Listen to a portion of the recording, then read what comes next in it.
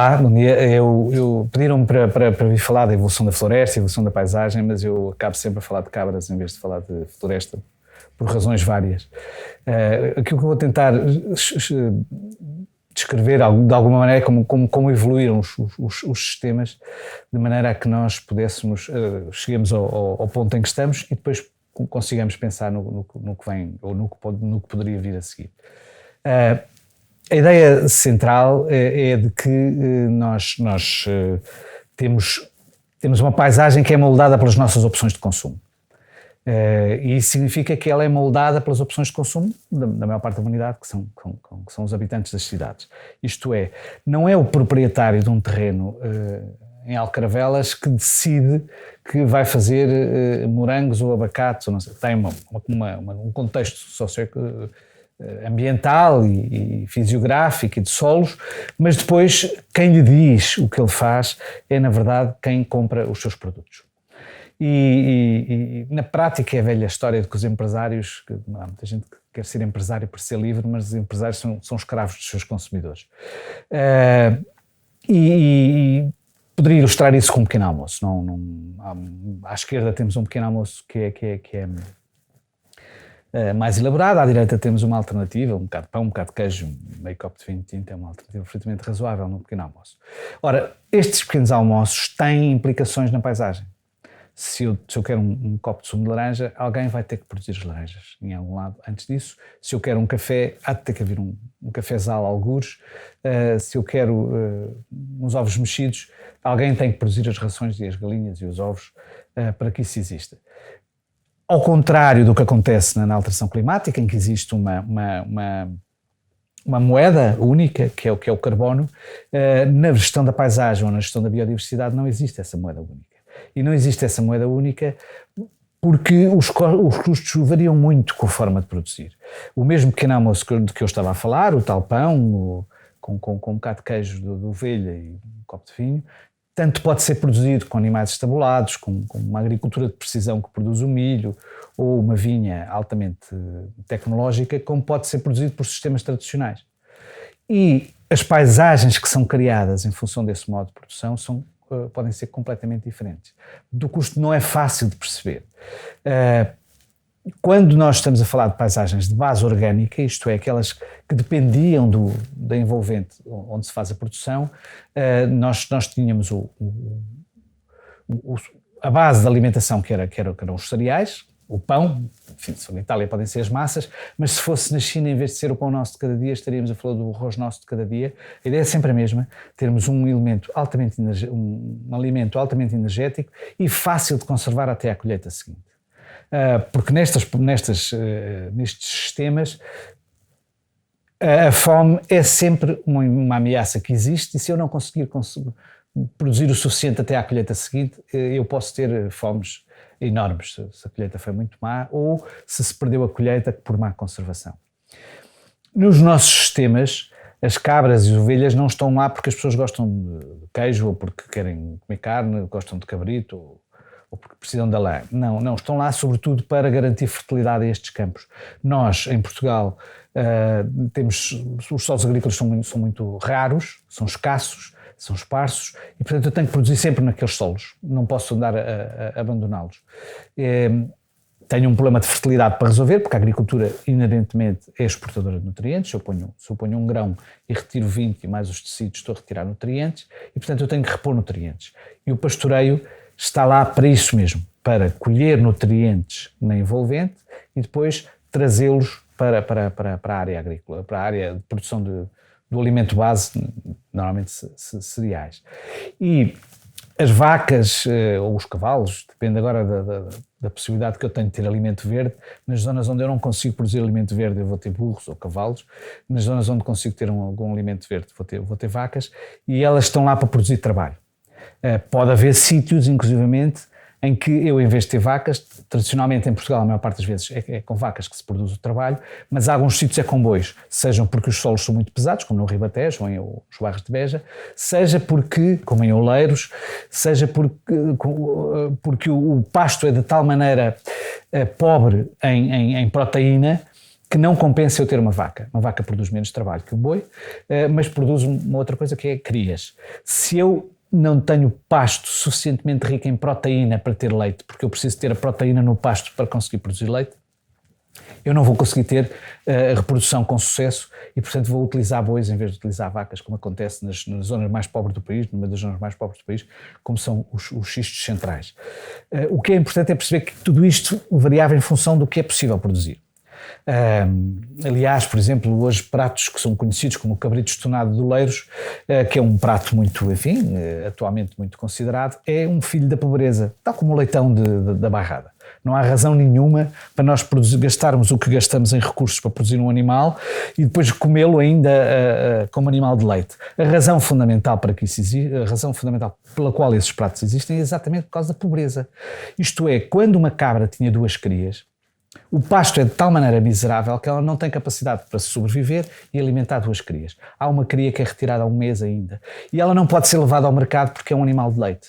Porque se ela não fosse um animal de leite, eu podia vender o cabrito como se vendia depois os outros mais velhos. Mas um animal de leite eu não consigo alimentar. E então nessa altura eu vou aproveitá-lo, vou ter que tirar a cabra, porque ela não consegue alimentar 2 cabritos, vou ter que deixar só um, retiro o outro e então eu faço o cabrito estonado de Oleiros, que é um cabrito que nem sequer se tira a pele, é raspada a pele, e é um animal muito novo, de 1 mês, ao contrário do... E o problema dos leitões da Bairrada, ou dessa zona toda, que não são só da Bairrada, são dessa zona toda, é igual. Se a porca tem 9 crias e não há capacidade para ela ter leite para 9 crias, eu tenho que retirar 2, 3 para conseguir garantir a viabilidade. E isso são mecanismos de resposta à pobreza. Ora, na agricultura moderna não é nada disto que se passa. Na agricultura moderna nós abrimos os ciclos, reforçamos os fluxos, nós passamos dos estrumos para os adubos, nós aumentamos a acessibilidade e a mecanização, o que nos permite libertar do trabalho animal e o baldio perde função social. Nós passamos a produzir para vender e não para comer, e o baldio que estava lá para garantir a fertilidade dos solos agrícolas deixou de estar. Portanto, nós mudamos, isso permitiu-nos mudar a alimentação.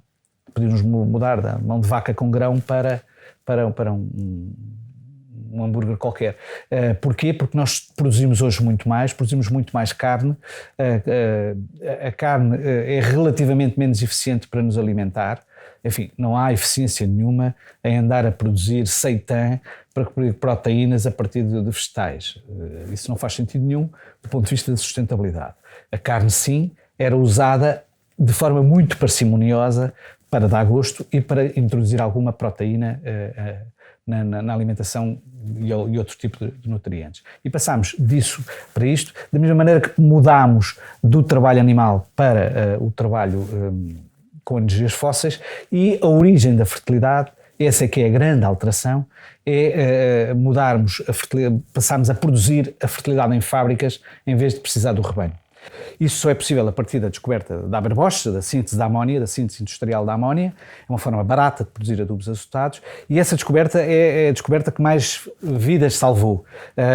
Mais do que a descoberta dos grupos sanguíneos, mais do que a descoberta da penicilina, é a capacidade de produzir fertilidade a partir de uma fábrica que nos permite alimentar muito mais gente e dessa forma salvar muitas vidas de pessoas que morreriam de fome.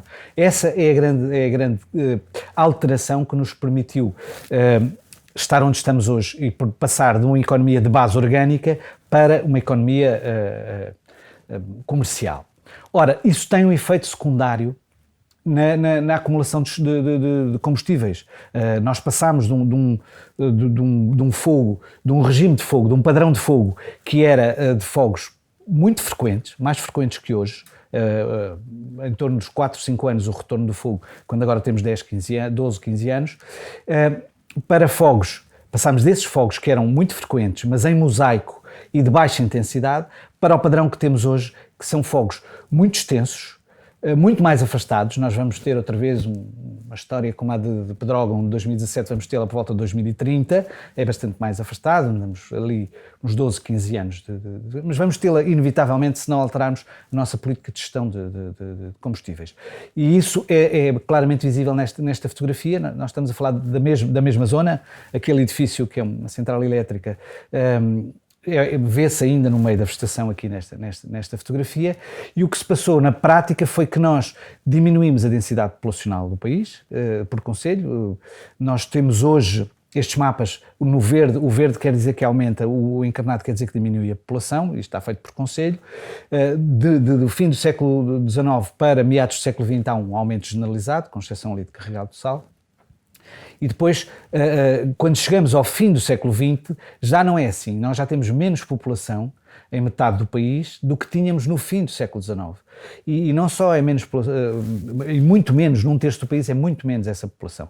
Com uma diferença central é que no fim do século XIX a maior parte dessas populações eram pastores e agricultores e hoje são funcionários camarários, estudantes, professores e, portanto, não fazem gestão do território. Isso é suportado também por uma imigração importante no fim do século XIX para o Novo Mundo, para a América, que é quebrada com o crash bolsista dos anos 20 e com a crise dos anos 30 e depois a seguir a guerra, e nós temos uma baixa de imigração. Portugal sempre foi um grande exportador de homens, a principal exportação do milho eram homens, e a partir de meados dos anos 50 voltamos a ter uma exportação muito grande de homens. Portanto, nosso campo, que teve uma expansão enorme até meados do século XX, passou a estar muito mais, com uma pressão muito menor. Eu vou ilustrar isto num concelho. Aqui temos uma densidade de pequenos ruminantes, ovelhas e cabras. As cabras e as ovelhas exploram nichos diferentes. As ovelhas comem erva, sobretudo, tal como os cavalos e as vacas. As cabras comem, sobretudo, rebentos, tal como os coursos, por exemplo. E, portanto, há aqui uma densidade de ruminantes que era quase de 40 animais por hectare para 12,5. Há uma diminuição da percentagem da área agrícola, um concelho pobre, de 15% para 5%. E há a principal cultura que alimentava as pessoas, que era o milho, passou de 3,5% do concelho para 0,4%. Ora, o resultado é este que nós vemos nesta fotografia. Nesta fotografia nós temos, isto é de um livro do Duarte Belo, Portugal, Luz e Sombra, em que o Duarte Belo vai ao espólio do Orlando Ribeiro e fotografa a partir da mesma posição. O Duarte Belo diz que era muito fácil saber, porque chega aos sítios e consegue perceber quando é que se tem a melhor perspectiva, vai lá e quase sempre é essa a perspectiva do Orlando Ribeiro. Tem um pequeno problema, que o Duarte Belo é 10 centímetros mais alto que o Orlando Ribeiro e, portanto, nem sempre bate certo como nesta fotografia. Reparem que na parte de cima não é completamente certo. Mas, independentemente destes pequenas curiosidades, a verdade é que nós vemos em cima, em 1945, uma paisagem completamente rapada, e vemos em 2011 uma paisagem completamente cheia de vegetação. Isto tem a ver com a posição que nós temos. A produtividade primária, na prática, é a velocidade a que crescem as plantas. É muito alta na Europa, das zonas mais altas é exatamente no noroeste da península, porque é onde se encontram as influências mediterrânicas e atlânticas. Portanto, não há paragem do crescimento no inverno porque não está excessivamente frio, não há paragem de crescimento no verão, como acontece no resto do Mediterrâneo, porque há alguma umidade da influência atlântica. E acresce que esta zona é uma zona com poucos solos e com uma fisiografia muito, muito importante, com rochas ácidas, e isso faz com que as nossas áreas não agrícolas tenham um crescimento da vegetação muito, muito intenso. Quando a isso se combinam os 12 dias por ano em que são especialmente favoráveis ao fogo, 80% da área ardida que nós temos atualmente ocorre em 12 dias no ano, que são aqueles dias que nós sabemos de vento leste, vento seco. Nós falamos muito na temperatura, mas não é essa a questão central. A questão central é a velocidade do vento e é a umidade. Aliás, o ano passado, ou há 2 anos, em Espanha, durante uma semana, ardeu numa altura em que a temperatura mínima era menos 6 graus e a temperatura máxima era 1 grau ou 2. Portanto, não é uma questão de temperatura, é uma questão de secura e de umidade do vento. E, portanto, a frequência de fogo na Europa corresponde àquele mapa que mostrei antes da produtividade primária. Se olharem bem, quer aqui, quer no sul da Itália, o que nós vamos encontrar é que é uma correspondência bastante grande entre a frequência de fogo na Europa e a produtividade primária. Na prática, com estas alterações, esta vantagem de uma produtividade primária alta, que é normalmente invocada para dizer que Portugal é um país florestal e porque tem muitas produtividades, é verdade, as nossas árvores crescem mais depressa do que na Finlândia e desse ponto de vista é uma vantagem, mas também cresce tudo o que está por baixo das árvores. E os combustíveis finos, que são quem comanda o incêndio não é comandado pelas árvores. A ideia de que há mais incêndios nos eucaliptos, ou nos pinheiros, ou nos carvalhos, é uma ideia errada. A ideia é que, porque as árvores, o tronco das árvores não arde. Após o fogo estão lá todos, não é? O que arde são os combustíveis finos. Tipicamente, na frente de fogo, o que comanda o fogo são os combustíveis que têm menos de 6 milímetros de espessura. Não me enganei, são mesmo 6 milímetros. É isso que comanda, é isso que permite ao fogo avançar. E é isso que nós temos hoje muito no nosso território, porque isso que era matéria-prima para a agricultura através da fertilidade e que era matéria-prima para a pastorícia passou a ser um resíduo florestal. E, portanto, tem que ser a conta de exploração florestal que tem que pagar o tratamento desse resíduo. Ou seja, estamos perante um problema que é um problema social e económico, de gestão, de saber como é que nós pagamos esta gestão, porque esta gestão atualmente é deficitária, e as nossas políticas públicas, em vez de usarem instrumentos económicos para resolver um problema económico e social, usam instrumentos repressivos e legais, dizendo que é obrigatório fazer isto, é obrigatório fazer aquilo. Ora, esta obrigação é impossível de ser cumprida por grande parte dos proprietários, pela simples razão de que a gestão custa muito mais do que aquilo que é possível retirar dessa gestão. E, portanto, o resultado é o abandono. Não vale a pena estarmos a dizer que mudamos as árvores, fazemos não sei o quê, porque isso não resolve o problema. Continuamos a ter um problema de gestão dos combustíveis finos. Portanto, nós precisamos de criar oportunidades, precisamos de envolver as pessoas nisso, perceber que as pessoas que lá estão são as que existem. Não vale a pena dizer, olha, eu agora tenho que gerir as faixas primárias de gestão de combustível, quando a pessoa que lá está precisa de gerir o que está à volta de outro sítio qualquer. É com essas pessoas que se tem que trabalhar e temos que introduzir maior circularidade na economia. É verdade que nós precisamos de voltar a utilizar melhor os estrumes, de utilizar melhor os animais, introduzir e aumentar o uso de fogo. Portugal não tem fogo a mais, Portugal tem falta de fogo. É fogo a mais quando não convém e fogo a menos quando era razoável usá-lo, porque a opção não é entre ter fogo ou não ter fogo. A opção é entre ter fogo quando queremos, nos sítios que queremos, na forma como queremos, ou ter fogo descontrolado. Este fogo descontrolado tem um efeito negativo também do ponto de vista económico, nomeadamente na exploração florestal. Porque hoje o investimento na exploração florestal, que seria uma alternativa ao abandono, é prejudicado pelo elevado risco de incêndio. E, portanto, há um efeito, e como é prejudicado pelo elevado risco de incêndio, não há gestão, como não há gestão, há abandono, como não há abandono, há disponibilidade de combustível e, portanto, vamos ter um efeito permanentemente negativo. Nós precisamos de cortar isto e perceber que o problema é o inimigo comum é sempre a falta de gestão. O inimigo comum não é este tipo de gestão ou aquele tipo de gestão, o inimigo comum é a falta de gestão. E, portanto, precisamos também da florestação de que não gostamos. Eu passo a vida a defender coisas de que não gosto, estradas, barragens, eucaliptos, são coisas de que eu não gosto, mas passo a vida a defender no sentido em que eu tenho que os ter se quero ter uma gestão equilibrada da paisagem. Para isso também precisamos de inovação. Este rebanho é o rebanho do Thomas. O Thomas é um agricultor alemão que está instalado em Góis, punha o rebanho lá em cima, no monte, e depois vinha trabalhar a sua quinta. Quando o rebanho não vinha, perdia 3, 4 horas à procura do rebanho. Obviamente é de tempo que não melhora a sua competitividade, e ele resolveu o problema com 20 euros, comprou um telefone, registrou o número do telefone no Google e quando precisava de saber onde é que estava o rebanho, telefonava à cabra, via no seu computador onde é que estava a tocar o telefone e ia direto ao rebanho. Isto é inovação. Inovação também é olhar para os sistemas tradicionais e ver como é que os podemos tornar sustentáveis. Portanto, o que nós precisamos é de informação e bom senso. Nós precisamos é de pagar a gestão de serviços de ecossistemas em vez de perseguir as poucas pessoas que ainda fazem gestão de território. Nós precisamos de não confundir os interesses do Estado com o interesse das pessoas comuns. Até pode ser do interesse do Estado andar a limpar as bermas das estradas, mas isso não é do interesse das pessoas comuns que veem a sua a sua rentabilidade diminuir porque diminui a densidade de árvores por imposição legal, ao mesmo tempo que aumentam os custos de exploração, porque ao reduzir a densidade de árvores eu vou ter mais sol e vou ter maior produtividade primária, vou ter maior necessidade de andar a fazer a gestão dos combustíveis finos. É preciso claramente separar os interesses do Estado dos interesses das pessoas. Há espaço para aumentar o valor de mercado da sustentabilidade.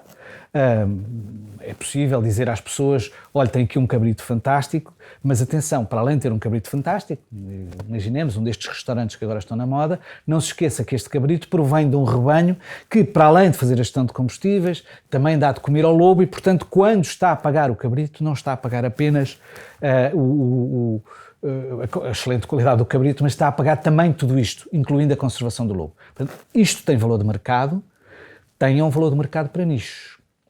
Estamos a falar de 2, 3% do mercado que remunera este tipo de coisas. Depois temos um terço do mercado que é muito sensível às questões ambientais, desde que tenham o mesmo preço que o resto. Mas há 2 ou 3% que estão dispostos a pagar mais. Portanto, há espaço para isso, e isso é preciso informação. Há espaço para melhores mercados públicos. É preciso olhar para as escolas, para as emendas das escolas, dos quartéis, dos hospitais, da segurança social e dizer não pode ser pelo preço mais baixo, tem que ser pelo preço que também faz gestão de paisagem. Se é esta paisagem que nós queremos, este é um sistema relativamente barato de trazer pessoas e trazer gestão, que é sempre a mesma questão, trazer gestão para onde ela existe, para ela não existe, e há espaço para melhores políticas públicas, desviando da opção legal e repressiva para uma opção económica que é aquela que é preciso. Por isso é preciso compreender claramente melhor as paisagens. Ou seja, nós precisamos de estar sistematicamente a olhar para uma paisagem não com medo do fogo, mas percebendo porque é que ele lá está. E percebendo como é que ele se gera e percebendo que é provavelmente comendo chanfana que nós vamos conseguir ter as melhores soluções. Não é comprando aviões. Uma vez escrevi um artigo sobre isso, em que na prática explicava que os aviões não resolvem o problema do fogo, como as cabras não resolvem o problema do fogo. Mas eu nos aviões não estou a criar emprego local, estou a importar peças e no fim ainda tenho que desmontar o avião. Ao passo que se eu estiver a pegar no mesmo dinheiro para o investir em cabras, eu estou a criar gestão no território, estou a criar um emprego e no fim eu não preciso de pagar para alguém desmontar a cabra porque ainda faço chanfana. E é isto que nós precisamos claramente de ter na cabeça quando falamos disto.